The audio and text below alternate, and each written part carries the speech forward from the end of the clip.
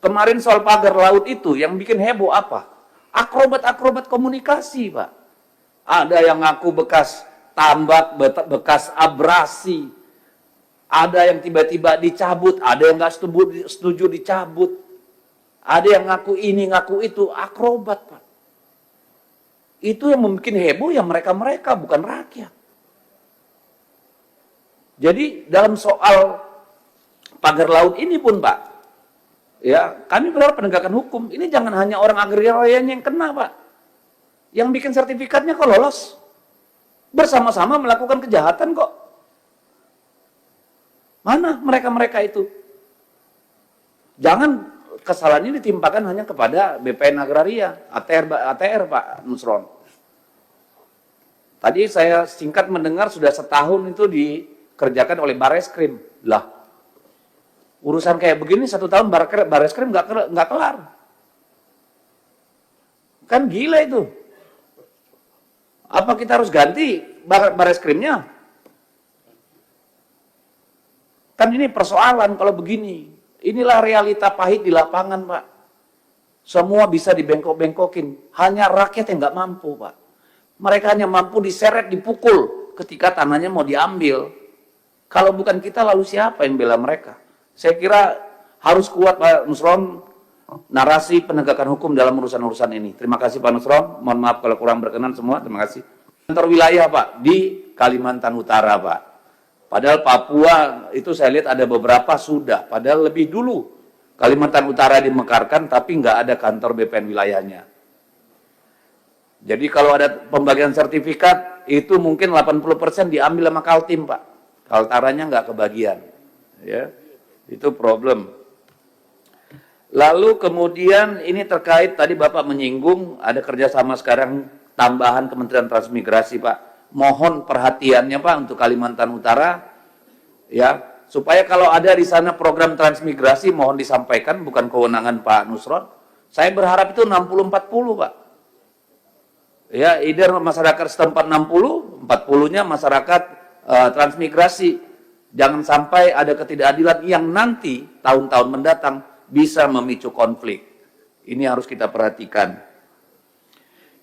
Yang keenam, terkait Satgas Kelapa Sawit, Pak. Pertanyaan cepat, Pak Nusron. Apakah di dalamnya ada Kementerian Keuangan, Pak? Ada. Baik. Ini terkait juga, Pak, karena menurut saya, ini kalau nggak ada cerita penegakan hukum, Pak, persoalan kayak gini akan terjadi terus. Saya mohon diaudit, Pak, dan negara menghitung.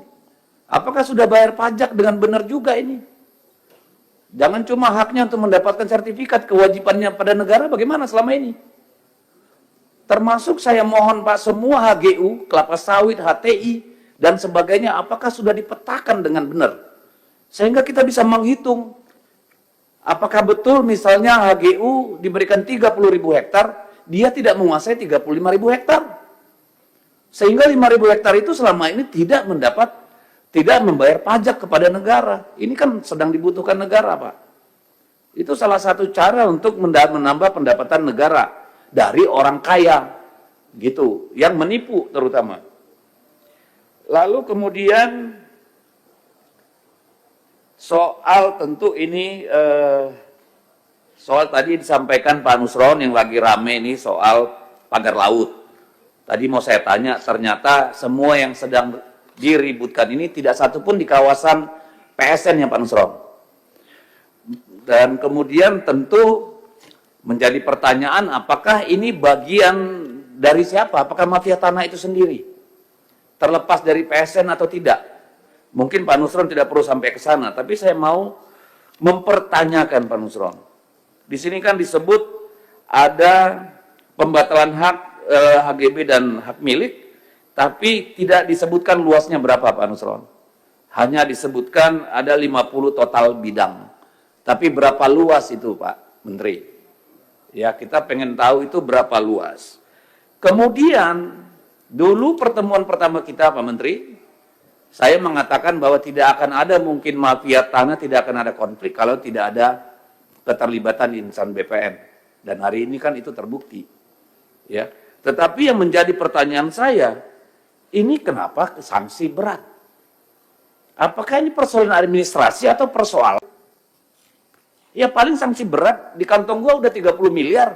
Kalau gua makan gaji berapa tahun sampai pensiun nggak dapat 30 miliar. Begitu-gitu aja kita, Pak. Saya kira tidak cukup hanya sanksi berat. Harus proses hukum. Karena ini kejahatan. Bukan malpraktek yang hanya berkonsekuensi sanksi. Ini saya kira perlu menjadi perhatian, Pak. Ya, termasuk yang di Surabaya dan sebagainya itu, termasuk yang Bekasi tadi. Kalau nggak bisa dibatalin, Pak, itu yang menerbitkan sertifikatnya, proses hukum dulu, Pak. Sehingga bisa dibatalkan bahwa itu produk cacat hukum. Jangan nunggu fatwa dari kejaksaan, Pak. Duit mereka lebih banyak, Pak. Saya minta, mohon, ya udah proses hukum, Pak. Sehingga bisa dibatalkan itu. Karena soal ruang abu-abu aturan kita ini, Pak, sangat mudah dimanipulasi, Pak. Semua ada bohirnya, mau bikin PP, mau bikin perpres, mau bikin apa, semua bisa-bisa aja. Jadi saya sangat berharap penegakan hukum di sini, Pak, supaya ada efek jerah, Pak Nusron. Supaya Bapak bisa memulai, ya, memimpin ATR BPN ini dengan legacy, Pak. Pembersihan di dalam, Pak. Narasi penegakan hukum itu harus sangat kuat. Sehingga semua yang ada di layar ini sekarang, semua punya rasa takut, Pak. Tinggal minta sama negara, kalau perlu nanti gaji dan insentifnya setara dengan Kementerian Keuangan. Kenapa tidak? Di luar itu jangan coba-coba, gitu loh, Pak. Karena tanah adalah kehidupan. Kalau dimain-mainin, Pak, orang siap mati, Pak. Apa belum banyak bukti konflik tanah nyawa meregang? Masa kita harus hadapkan polisi sama rakyat terus hanya gara-gara soal pertanahan? Di baliknya ada orang-orang serakah. Narasi sebagai individu yang berhasil melakukan reformasi terhadap ATR BPN, Pak. Selama ini kita menganggap semuanya adalah sarang mafia, Pak.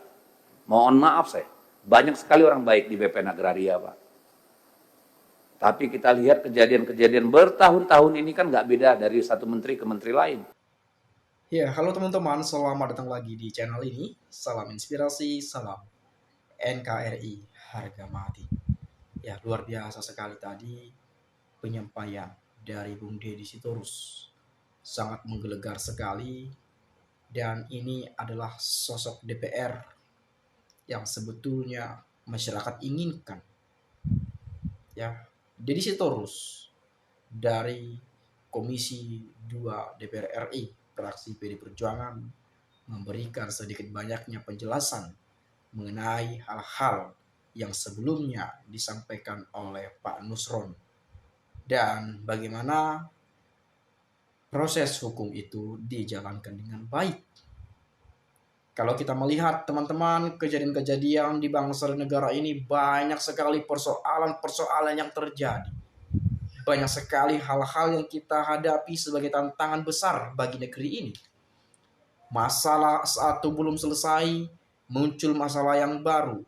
Masalah yang baru belum selesai, muncul masalah ketiga. Muncul ke masalah keempat, kelima, keenam, sampai 100 dan seterusnya dan seterusnya. Semakin banyak persoalan-persoalan ini, maka semakin besar pula tantangan yang akan kita hadapi. Nah, tentu tadi kalau kita melihat masalah mafia tanah, mafia tambang, segala macamnya, macam-macam. Di setiap daerah mungkin ada mafia-mafianya.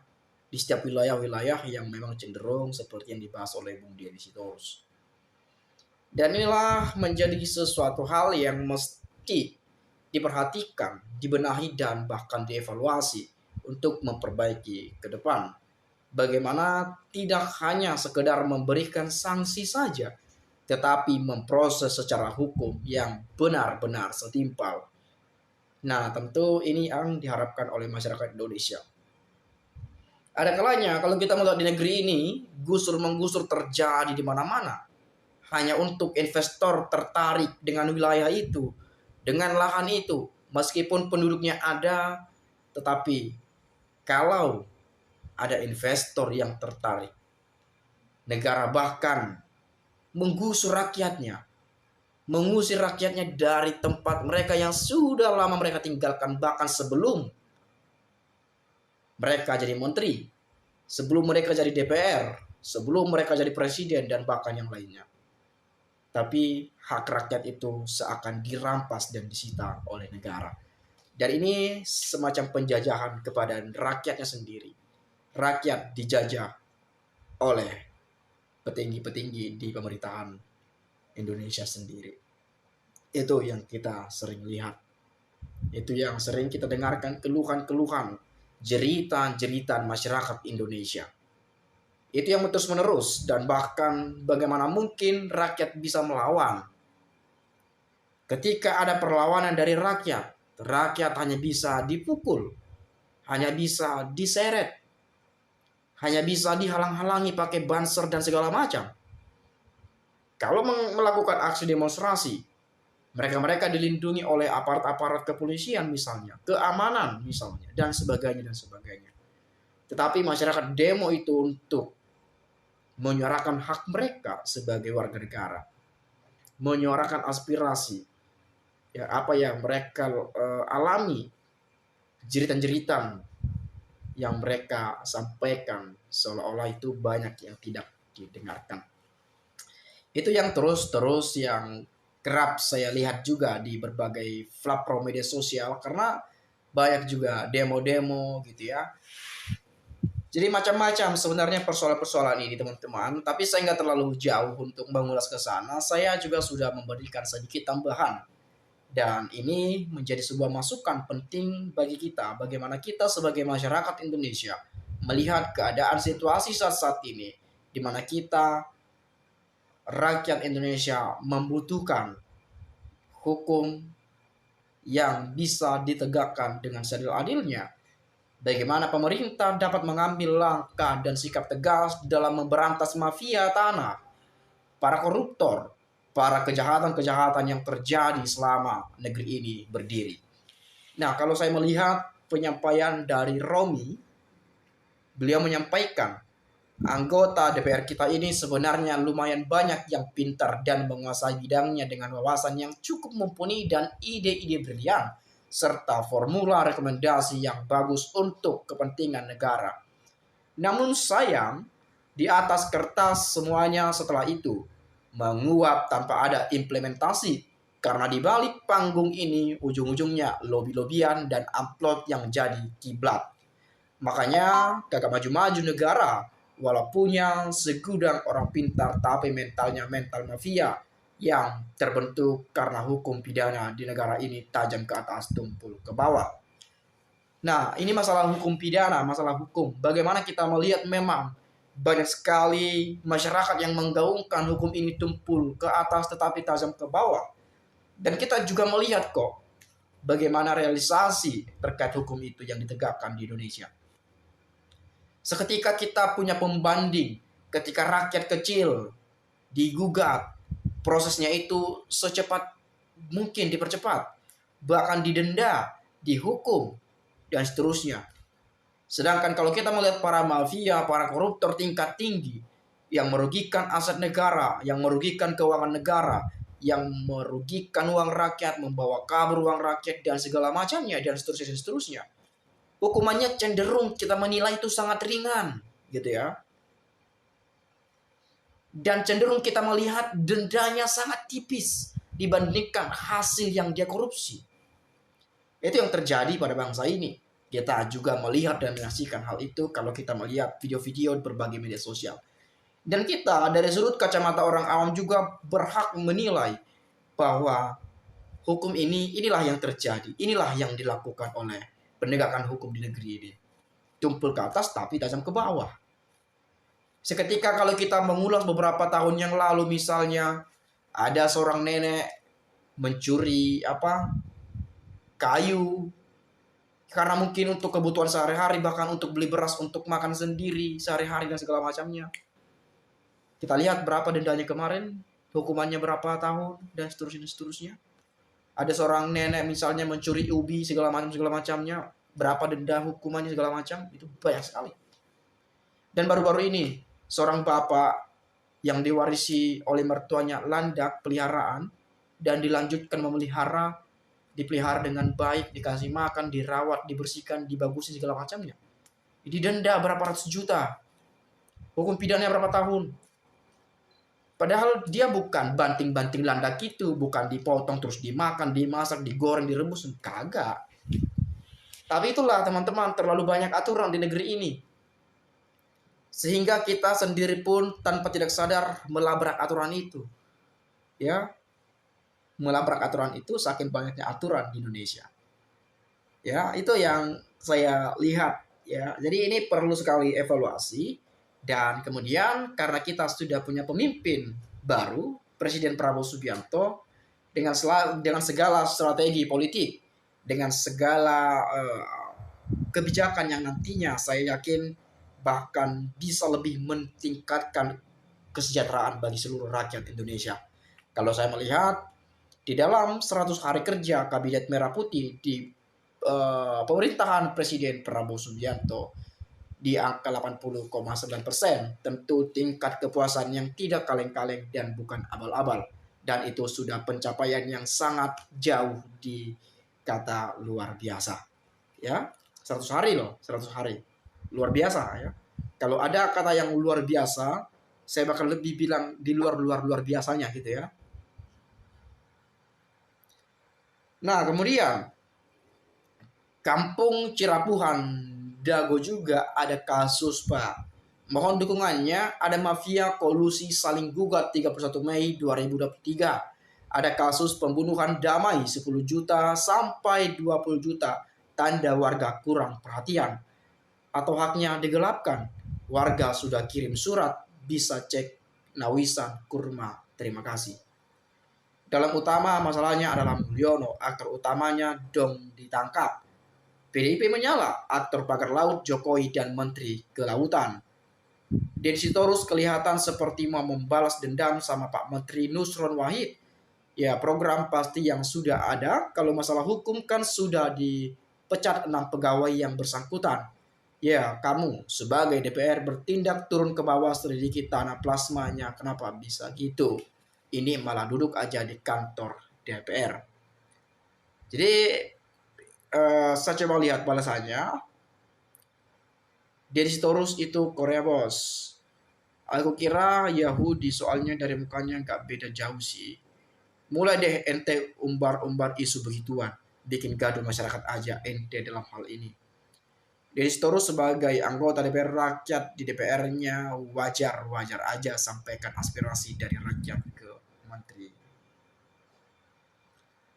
Ya DPR ya itu Dewan Perwakilan Rakyat, segala hak rakyat, aspirasi, suara rakyat, jeritan rakyat disampaikan kepada menteri agar menteri nanti bisa menyampaikan langsung kepada atasannya, kepada presiden itu sendiri, dan nanti presiden bagaimana memikirkan dan merapatkan, mengkoordinasi, membahas ya bagaimana nanti untuk mengambil langkah dan sikap tegas dalam menangani segala persoalan-persoalan yang sedang terjadi. Itu saja teman-teman, sekali lagi saya minta maaf agak sedikit lantang dan keras terkait hal ini karena sebetulnya karena sudah terlalu muak sekali melihat persoalan-persoalan yang dia ada yang tiada tara habisnya, terutama masalah koruptor, mafia dan seterusnya. Ini hal yang paling sangat menjengkelkan sekali ketika saya mendengarkannya ya. Itu saja teman-teman, saya minta maaf tadi kalau agak terlalu keras atau ada kata-kata yang salah dan tidak menyenangkan, tidak bermaksud sebetulnya untuk memprovokasi atau hal-hal yang bersifat negatif lainnya. Hanya saja hati saya agak sedikit terganggu tadi ketika mendengarkan dan membaca komentar-komentar ya bagaimana rakyat itu berbicara segala macamnya itu, ya saya turut perhatian lah terhadap kejadian-kejadian itu.